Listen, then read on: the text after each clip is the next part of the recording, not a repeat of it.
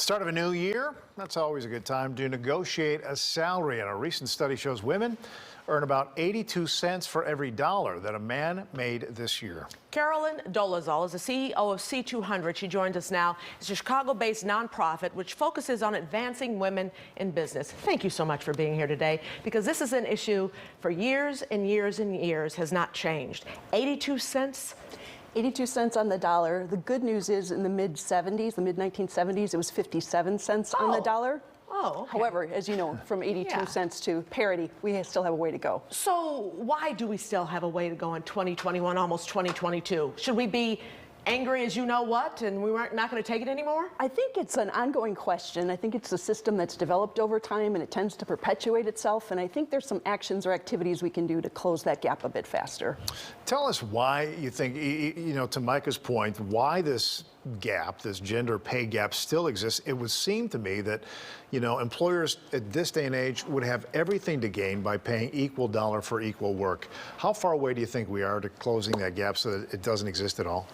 One study that I read says that if we keep going at the current pace, it won't be until 2036 that we would see that gap close, but that clearly is not fast enough. I think some of the reasons that it has persisted is you look at some Department of Labor analyses that they do, it's across every occupation, almost every occupation where women lag men. Okay, you said just a second ago there are some actions and activities we can do to close the gap. Tell us those actions and activities. So I think some of the things that a company can do, the company's management itself and the board of directors, they can take a good look at their pay structure.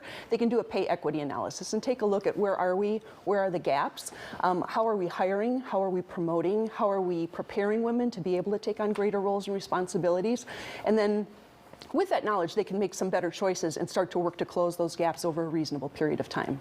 For just one individual who may be listening to your words right now, what are the personal steps that they can take to try to advocate for themselves, to try to get the best pay that they can, get the best position they can? I think some of the best advice I could give is to do your homework. I think because if you're prepared, you feel much more confident and much more grounded and are much more credible in what you ask for. So one thing to take a look at is, what is the external market doing? What are other companies doing with similar roles with these kinds of responsibilities? And then how do you map into that? Take that and look at how are people being paid internally at your company. Then also, the other piece of homework is to look at your performance. How are you doing relative to goals? Are you excellent? Are you going above and beyond for customers to help improve quality? All the things that you can do that make you an excellent employee and really matter for the customer. When you're armed with those two pieces, you can go and talk to management in a very credible manner and suggest to them why your value to the company warrants an increase in pay. That all sounds great in theory. What about the backlash that you can get for doing all that? I think that's one of the reasons people hesitate is they're concerned to be told no. And losing their job. Losing your job, or you're high maintenance, or I've got to cut somewhere, and so who's the complainer? Exactly. It's not a complaint. It should be a negotiation. It should be a conversation. I think that the fear stops a lot of people from having the conversation, and I think the data could help. But I will say that if you're in an environment where the data doesn't help and the conversation doesn't help and showing value doesn't help, you may be in the wrong environment. Yeah, try to get another job. And I think with this particular environment at this time, that's why we're seeing an employee ease market, because there is so much migration going on right now where people are asking themselves, am I in the right place?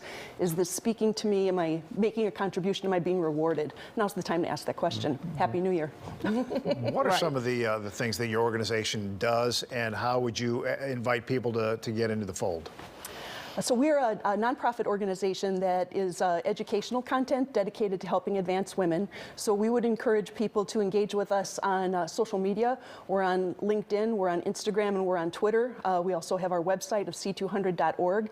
You can get information there. You can have webinars, read, listen, get engaged in the conversation with us. And I think the more awareness we have and the more insistence we have, the more progress we'll make. Excellent. Carolyn, thanks so much for joining us. We appreciate it. Thank you. Carolyn Dolezal.